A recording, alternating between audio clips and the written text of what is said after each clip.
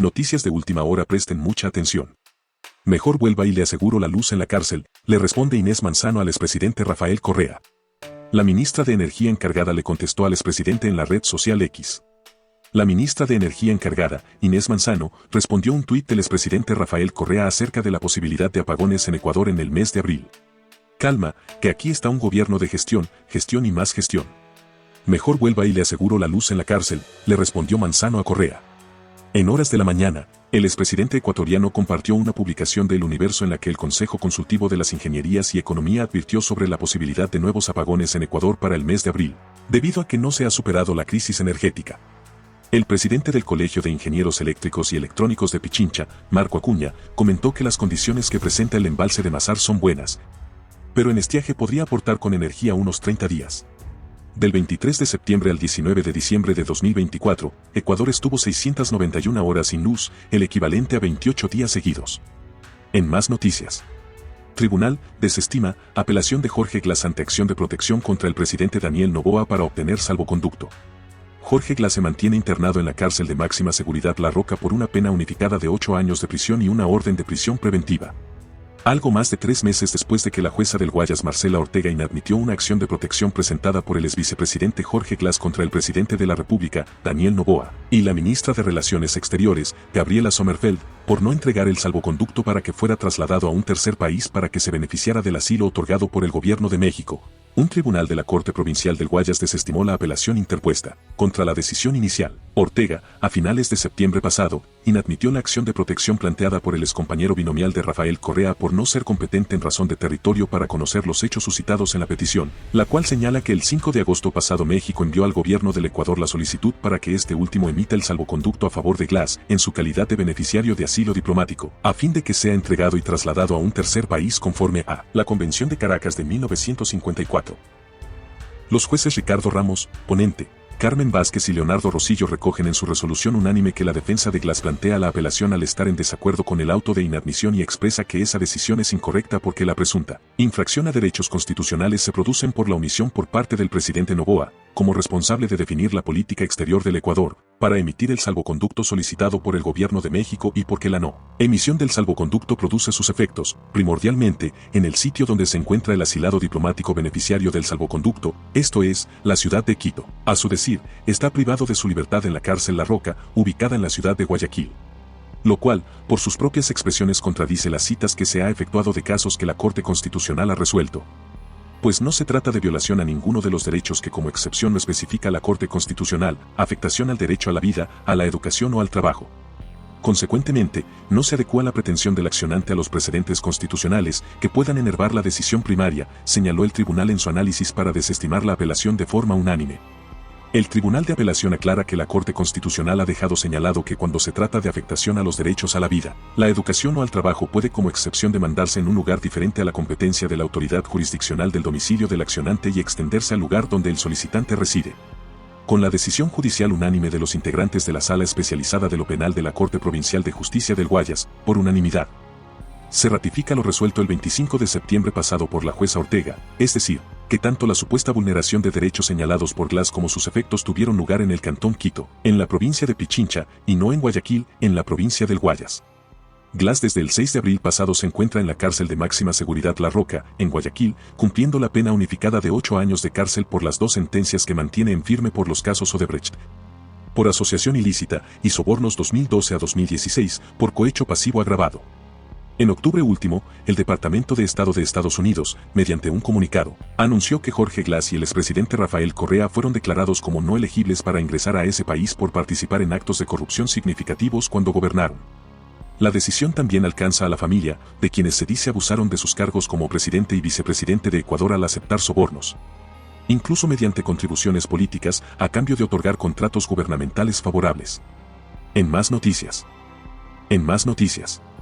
Daniel Noboa encarga nuevamente la presidencia a Cynthia Gelibert por circunstancia de fuerza mayor. Noboa también es candidato a la presidencia en las elecciones generales que se celebrarán en el país el próximo 9 de febrero.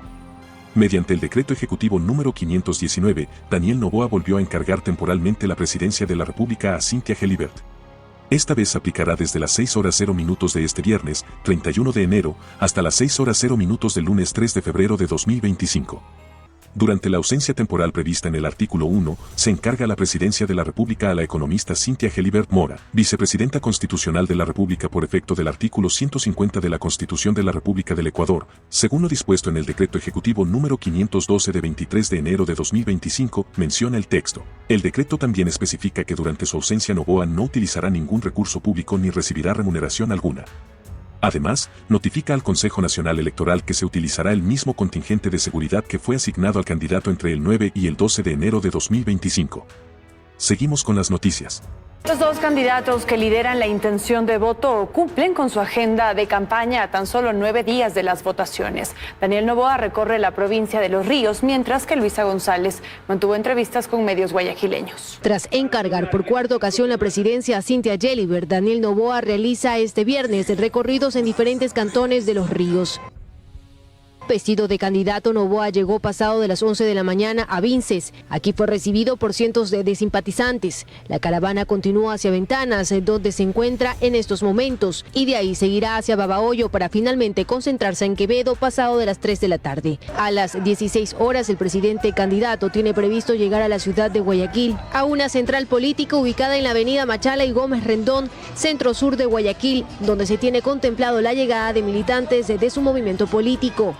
Esto mientras que Luisa González de la Revolución Ciudadana Reto realizó actividades también en el puerto principal. Aquí González visitó un medio radial donde se refirió a sus planes de gobierno como el fortalecimiento de la educación pública, además de nuevamente hablar de seguridad y el tratamiento de la justicia. Estos dos candidatos, conforme a encuestas, son los que actualmente lideran la intención del voto para estas elecciones, por lo que han intensificado sus recorridos y esfuerzos para captar la confianza de los electores.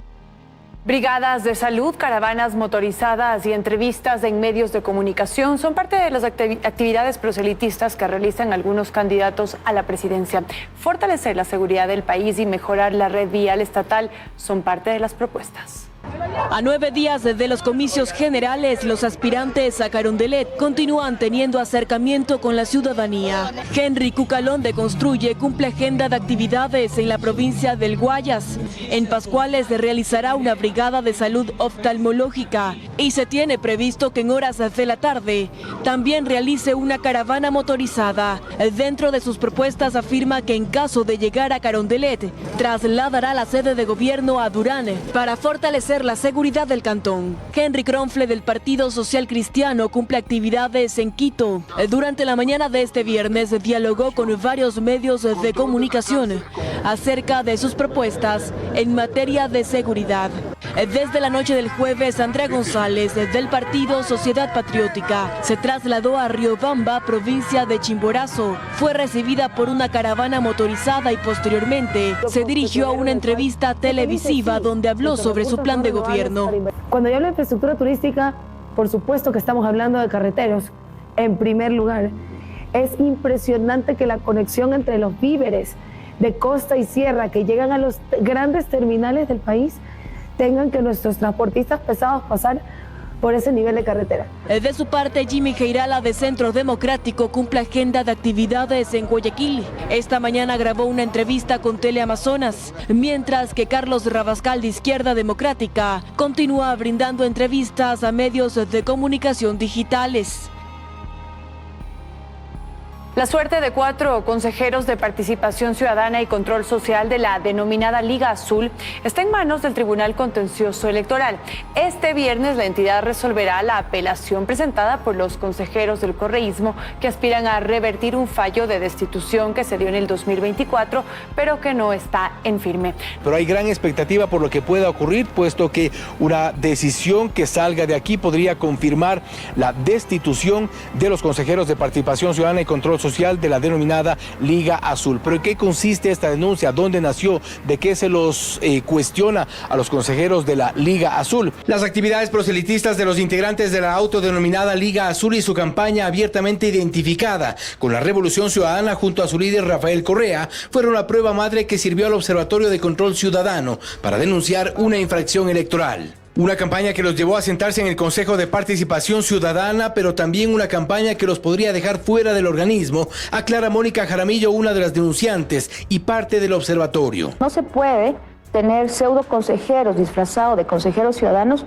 cuando claramente responden a una agenda política. Es evidente y hemos sido testigos de ese atropello y esa vulneración al Código de la Democracia por parte de pseudo consejeros disfrazados de ciudadanos. Si bien la Liga Azul llegó con consejeros principales y suplentes, la decisión este viernes apunta a los consejeros Augusto Verduga, Eduardo Franco Loor, Yadira Saltos y Bielka Párraga. En septiembre del 2024 ya fueron destituidos y multados con 60 salarios básicos unificados. No obstante, apelaron el fallo y es este viernes cuando el contencioso electoral resolverá en una segunda instancia. Nosotros aspiramos que se ratifique la sentencia del Tribunal Contencioso Electoral más allá de la situación jurídica que se está resolviendo o que se va a resolver en la Corte Constitucional. Y es que no es el único frente que la Liga Azul se abrió por sus polémicas decisiones. En pocas horas que se juntaron en mayoría, designaron un superintendente de bancos. Por ello, la Corte Constitucional analiza un incumplimiento de sentencia y la Fiscalía investiga posibles delitos. Hoy es el turno del contencioso electoral. Les contamos que el riesgo país cerró en 978 puntos, su mejor cifra desde junio del 2022. La tendencia a la baja continúa, pero no es suficiente para que Ecuador sea visto como un país poco riesgoso para la inversión. Este miércoles el riesgo país de Ecuador bajó a 978 puntos. El año 2024 cerró con 1.200 puntos y a inicios de 2025 cayó 61 puntos. Es decir, desde enero hay una tendencia a la baja en este indicador. Se debe a que el gobierno ecuatoriano ha venido registrando una mejora en la capacidad de pago de los bonos de deuda externa. Es una noticia positiva en la medida en que la reducción se mantenga en el tiempo. El alza del IVA y la subida del precio del petróleo serían otras razones por las que el riesgo país bajó. Lo ha hecho recortando gastos, recortando inversión, subiendo los ingresos con la subida de impuestos. Yo creo que en buena parte se deben a que el precio del petróleo aumentó en enero, es decir, en enero ha estado en promedio en torno a los $75 por barril. Los beneficios de tener un puntaje de riesgo país más bajo es que Ecuador es mejor visto en los mercados internacionales y ante los inversionistas. Probablemente más inversionistas tomaran en cuenta al Ecuador para asentar acá sus capitales. Le permite al Estado ecuatoriano financiarse en el exterior a una tasa menor, a que haya mayor liquidez en la economía. No obstante, para ver estos cambios positivos con respecto a las finanzas públicas y privadas, el último indicador de riesgo país no es suficiente. Sigue siendo un nivel que todavía complica mucho las opciones de financiamiento. Sigue siendo 3 veces mayor que el de Colombia y 6 veces mayor que el de Perú. El descenso en el riesgo país debería ser 600, 700 puntos. Pero para que la tendencia continúe a la baja son necesarias medidas de ajuste fiscal. Además, que siga habiendo la disciplina fiscal y que los acuerdos con las multilaterales se sostengan. Sin embargo, expertos consideran este indicador es esperanzador, pues llegó a su mejor cifra desde junio de 2022, año en el que el riesgo país cerró en 1.010 puntos. La comunidad migrante en Estados Unidos evita lugares públicos para no ser deportado. Mientras tanto, Donald Trump endurece varias de sus medidas. Con esto empezamos. Y les contamos precisamente que el presidente Trump anuncia la implementación de aranceles del 25% para México y Canadá a partir del 1 de febrero. Además, refuerza sus planes migratorios en Guantánamo. El presidente de Estados Unidos, Donald Trump, mantiene su paso firme durante el inicio de su gobierno. El republicano anunció que sus aranceles del 25% para Canadá y México entrarán en vigor este sábado 1 de febrero. Impondré un arancel del 25% para Canadá y por separado un arancel del 25% para México. Y realmente tendremos que hacerlo porque tenemos déficits muy grandes con esos países. Esos aranceles pueden aumentar o no con el tiempo.